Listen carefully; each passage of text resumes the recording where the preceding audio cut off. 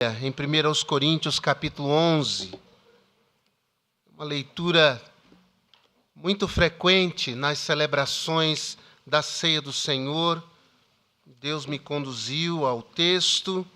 Vamos meditar um pouco a respeito da Ceia do Senhor e seus aspectos práticos. Eu quero inicialmente ler o verso 23 até o 25. 1 Coríntios 11, 23. Porque eu recebi do Senhor o que também vos ensinei, que o Senhor Jesus, na noite em que foi traído, tomou o pão, e tendo dado graças, o partiu e disse: tomai, comei, isto é o meu corpo, que é partido por vós. Fazei isto em memória de mim. Semelhantemente também, depois de cear, tomou o cálice, dizendo: este cálice é o novo testamento no meu sangue. Fazei isto todas as vezes que beberdes, em memória de mim. Lerei o 26. Porque todas as vezes que comerdes este pão e beberdes este cálice, anunciais a morte do Senhor até que venha. Glória seja dada ao nome do Senhor. Obrigado pela tua palavra, Senhor. Obrigado pela tua presença conosco. Bendito seja o teu nome, em nome de Jesus. Amém. Podem sentar. Ao lado do batismo, aliás, tivemos o culto de batismo na semana passada, abençoador. A ceia do Senhor é uma das duas ordenanças de Jesus para a sua igreja. E, irmãos, há muita má compreensão do que vem a ser a ceia do Senhor. Há muita gente intuindo, muita gente supondo, muita gente achando que a ceia do Senhor é determinada coisa que, na verdade, não tem sustentação alguma dentro da palavra de Deus. Por exemplo, nós não cremos na doutrina da transubstanciação. O que isso quer dizer? Nós não cremos que os elementos que estão na mesa do Senhor, o pão sem fermento, o suco de uva, eles se tornem literalmente o sangue de Jesus e o corpo de Jesus. Essa é uma doutrina que é propagada em muitos ambientes religiosos e que não tem base bíblica, não tem nenhuma conotação ou nenhuma afirmação dentro da palavra de Deus. A crença nisso gera a atitudes e a ações que nos conduzem na direção da idolatria, a ponto das pessoas crerem que o pão e o vinho são, de fato, corpo e sangue de Jesus, e ao final de uma celebração, cava-se um buraco e coloca-se lá o pão, enterra, porque é o corpo, afinal de contas, é o corpo de Cristo, precisa ser sepultado. E a cada uma dessas reuniões e celebrações, Cristo é morto de novo, e sepultado de novo, e morto de novo, e sepultado de novo. Mas a Bíblia diz no livro de Hebreus que Cristo morreu uma só vez e ressuscitou para não mais morrer. Não somos nós que temos de matá-lo a cada reunião. Nós também não cremos, irmãos, na doutrina que diz que a ceia do Senhor é um sacramento. E o que é um sacramento nessa perspectiva é algo material que Deus usa para conferir graça. É mais ou menos como se o suco e o pão fossem algo mágico, em que se eu estou fraco, se eu estou desanimado, então eu como do pão, eu bebo do cálice e eu ganho força novamente. É como se eu tomasse uma porção mágica e fosse revestido de poder para expulsar demônios, para proferir a palavra de Deus com autoridade, para vencer todas as dificuldades da semana. Então, eu como isso e eu me torno uma pessoa mais forte, revestida de uma graça especial para prevalecer. Não, nós não cremos nisso, porque a Bíblia não nos ensina isso em lugar algum. Isso é misticismo. Isso é idolatria. A força, o poder do crente vem de Deus. Vem de Deus. A Bíblia diz: fortalecei-vos no Senhor e na força do seu poder. Efésios capítulo 6, a partir do versículo 10. Fortalecei-vos no Senhor. Então não cremos que a ceia é um sacramento e nem passa por um processo de transubstanciação. O que nós cremos? Nós cremos no que a Bíblia diz sobre a ceia. E o que a Bíblia diz é que a ceia é um memorial. É um momento em que nós paramos para nos lembrar. É um momento em que nós paramos para pensarmos quem somos, a quem pertencemos e o que a quem nós pertencemos fez por nós. E isso sim, esse memorial, esse ato de lembrar, nos reveste de alegria, nos reveste de esperança, nos reveste de confiança, porque lembramos do Senhor e do que Ele fez por nós. Não há poder nos elementos, mas há poder única e exclusivamente no Senhor Jesus Cristo, que por meio da ceia nos faz lembrar daquilo que Ele fez por nós. Então eu quero pensar com você sobre alguns aspectos práticos da ceia do Senhor. 3 especificamente. Primeiro, quanto à origem. O apóstolo Paulo diz no versículo 23, por favor, acompanhe comigo. Porque eu recebi do Senhor o que também vos ensinei. Quanto à origem, a ceia do Senhor não é uma criação humana. Não é uma ideia da igreja. Não é uma criação de uma denominação.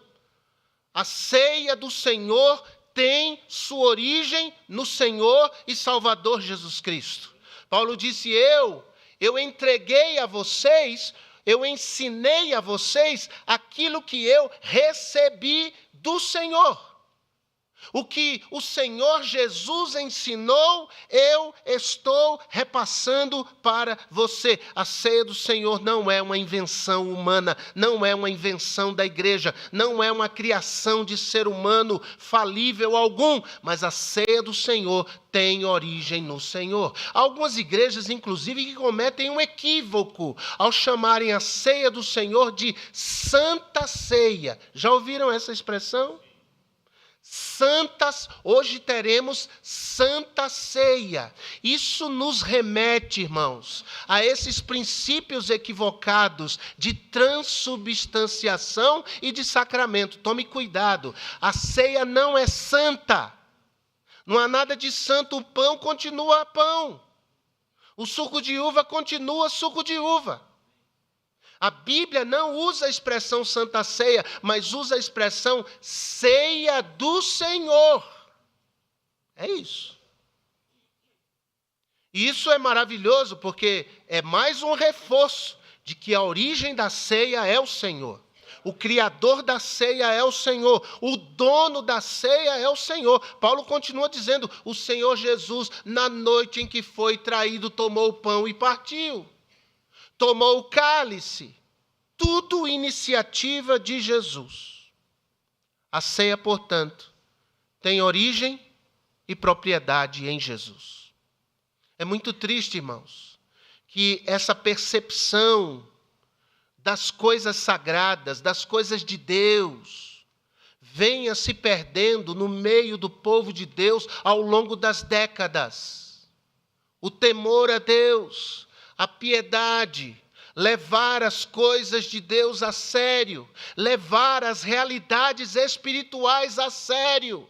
Isso tem se perdido ao longo do tempo e que isso não aconteça conosco em nome de Jesus. Por exemplo, a Bíblia é a palavra de Deus. E porque cremos que a Bíblia não é um livro humano, porque cremos que a Bíblia não é uma invenção humana, nós lemos a Bíblia, nós nos alimentamos da Bíblia, nós guiamos ou buscamos, tentamos, lutamos para guiar a nossa vida pelos preceitos descritos na palavra de Deus. A palavra de Deus nos confronta nossas falhas, nossos erros, nossas contradições. E, irmãos, a Bíblia diz: seja Deus verdadeiro e todo homem mentiroso. Portanto, eu penso, eu acho, caem por terra quando Deus diz em sua palavra. É palavra de Deus e nós temos que ter respeito, temor, confiança na palavra de Deus, porque não é nossa, é de Deus. A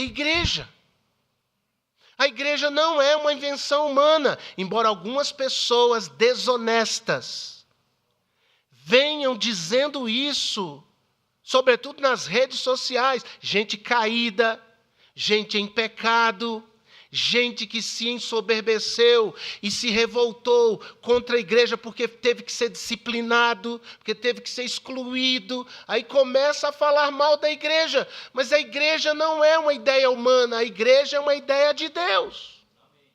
A igreja foi fundada por Jesus, o nosso amado Salvador. Ele disse a Pedro em Mateus 16:18, ele disse: tu és Pedro, e sobre esta pedra, ele aponta para si, ele é a rocha que os edificadores rejeitaram, a pedra de esquina. Ele diz: sobre esta pedra edificarei a minha igreja. A igreja de Jesus não é minha, irmãos. A igreja de Jesus não é de quem quer que seja aqui. Essa igreja tem um dono, e um só dono, e o seu dono é Jesus Cristo. É só Jesus. Assim como a palavra de Deus, é viva e eficaz. Hebreus 4:12. A igreja é de Jesus, não é uma ideia humana. Irmãos, assim como a igreja, assim como a Bíblia, assim como o casamento, não são ideias dos homens, mas criação de Deus. A ceia do Senhor não é um ritual humano, mas divino. E deve ser visto, ou deve ser vista com reverência, com respeito e com temor. Por isso eu lhe convido a pensar, e que você pense consigo mesmo, exercite a sua consciência, pensando com que motivação eu vim a esse lugar hoje. Com que motivação eu estou ouvindo a palavra de Deus? Esse lugar não pertence a nós, é de Deus. E a palavra que ouvimos não é nossa, é de Deus. Com que motivação o meu coração chega até a mesa do Senhor, que não é nossa, é de Deus, é de Jesus. Ele é o dono da ceia. Se você continuar lendo o capítulo 11 de Coríntios, você vai ver no verso 17 e 18, Paulo dizendo: é uma pena que vocês se reúnam para a ceia, não para a melhor, mas para a pior. Vocês se reúnem para promover dissensão. Em outras palavras, vocês estão banalizando aquilo que Cristo instituiu, a ceia do Senhor. Nos versículos 20 a 21, irmãos, o apóstolo Paulo fala: cada um se apressa a comer a sua própria ceia.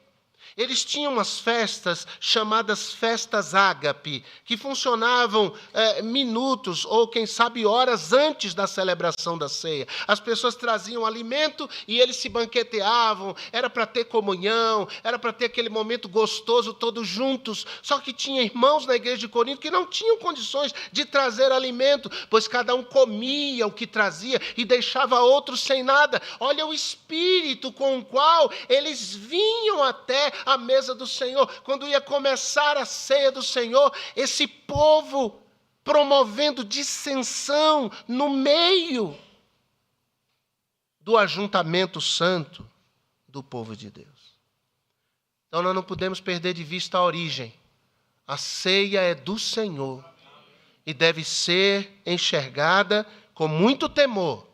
E aqueles que se aproximam diante dela para participarem dela precisam ter um espírito contrito, zeloso e reto. Esse é o primeiro aspecto. Quanto à origem, a ceia é do Senhor.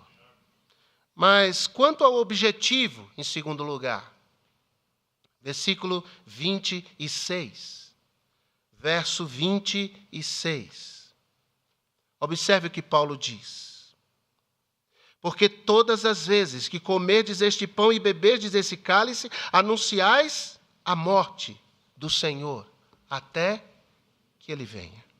O objetivo fundamental, irmãos, da ceia é um anúncio.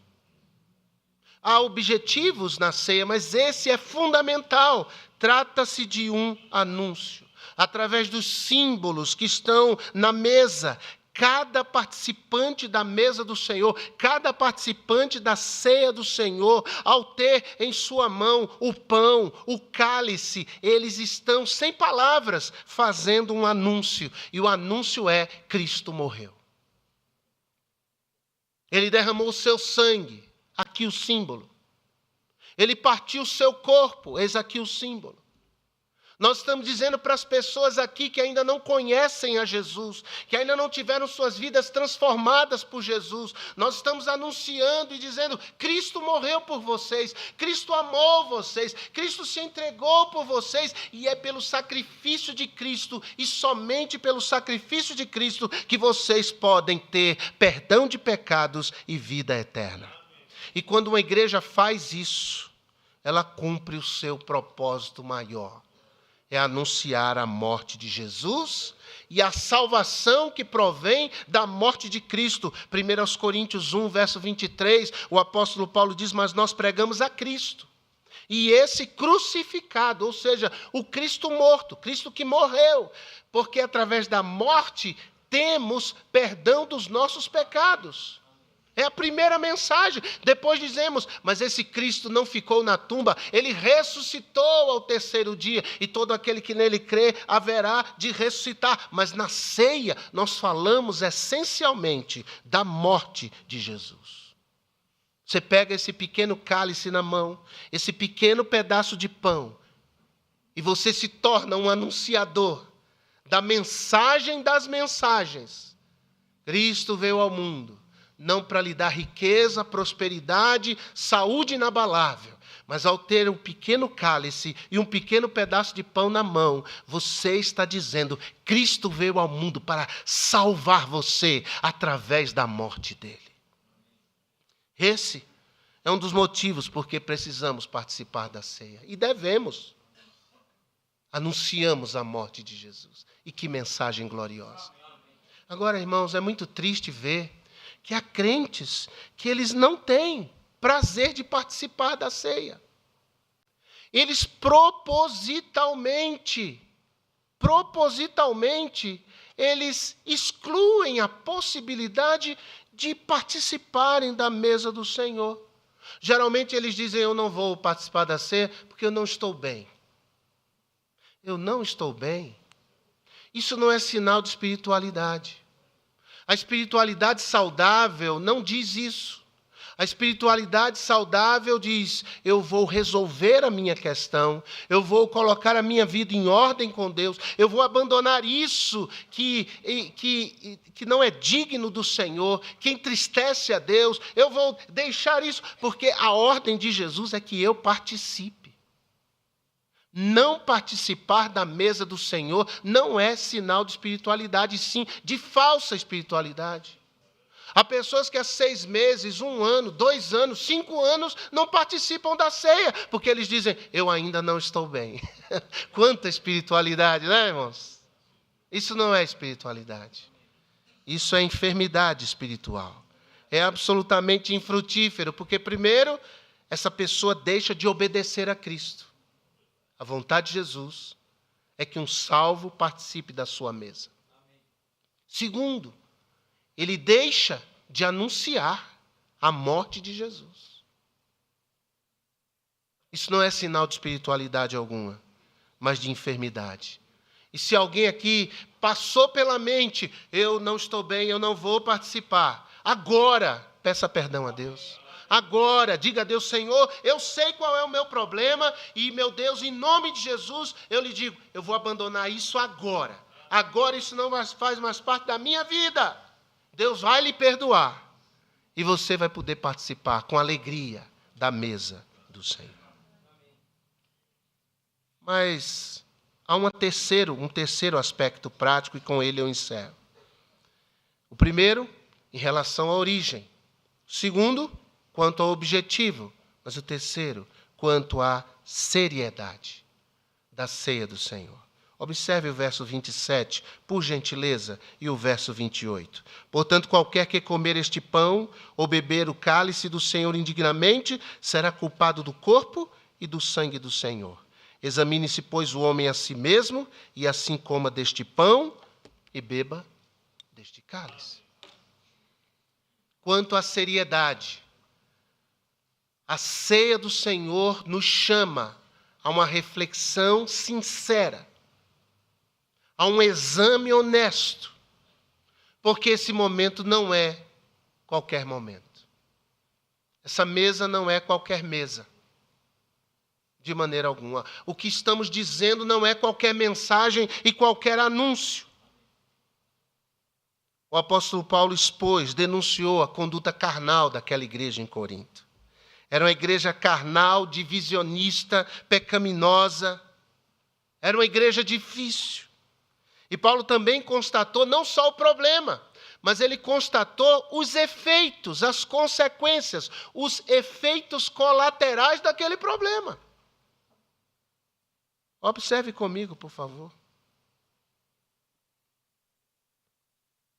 Ele diz lá, verso 30, por causa disto, é o efeito, há entre vós muitos fracos e doentes e muitos que dormem. A ceia do Senhor é uma bênção para a igreja, mas a ceia do Senhor pode se tornar um instrumento de juízo para a igreja. Na igreja em Corinto, tinha gente fraca, tinha gente doente, e membros estavam partindo. Por quê? Porque eles não estavam levando a sério o objetivo da ceia, a origem da ceia, e nem a seriedade da ceia, da mesa do Senhor. E a mão de Deus estava punindo aqueles crentes daquela igreja. Esse é um daqueles pontos em que as pessoas menosprezam a palavra de Deus. Isso é bobagem. Isso é figurado. Figurado é a expressão dormem no texto, porque o sentido da palavra, do eufemismo, é morte. Participar indignamente da ceia do Senhor pode matar, pode enfraquecer, pode adoecer, pode matar. Isso não é figura de linguagem, é palavra de Deus. E é isso que reveste a ceia de uma grande seriedade. Isso mostra que o castigo de Deus para os crentes não se dará na eternidade, mas se dá na terra. O castigo para os incrédulos, para os descrentes, se dará na eternidade. Mas o castigo, a disciplina de Deus para os crentes, se dá aqui. Há muitos fracos, doentes e aos que dormem. É um privilégio participar da ceia, mas é também uma grande responsabilidade. Por isso Paulo disse, examine-se. E tem gente que diz assim, mas eu estou tomando indignamente há tanto tempo, nada aconteceu, será? Será que não tem nada acontecendo? Será que a sua comunhão com Deus está ok? Será que a sua consciência está limpa? Será que o seu humor está o melhor dos humores? Será que as coisas que têm acontecido com você são todas muito abençoadas, muito felizes e bem-sucedidas. Examine-se, pois, o homem a si mesmo. Se arrependa, se quebrante, se derrame diante de Deus. Salmo 51, 17, eu encerro com ele, diz: os sacrifícios para Deus são um espírito quebrantado. A um coração quebrantado e contrito, não desprezarás, ó Deus. Se você se quebrantar, reconhecer as falhas, os pecados, reconhecer a conduta errônea, se você reconhecer a dureza de coração e se quebrantar diante de Deus, não há outra coisa a vir da parte de Deus senão perdão e perdão em abundância da parte do Senhor, para te fortalecer, para te dar alegria, para te pôr de pé, para manter a tua vida espiritual vibrante, para te fazer frutífero e realizado para a glória do Senhor. É uma responsabilidade pessoal que tem reflexos no coletivo. Portanto, o Senhor Jesus chama-nos para a sua mesa. Mas Ele nos faz advertências e Ele promove graça e perdão sobre a nossa vida. Que o seu coração não rechace essa palavra, é de Deus. O seu coração a acolha e deixe ela frutificar. E daqui a pouquíssimos minutos, o Senhor Jesus nos dará a bênção de participarmos da sua mesa.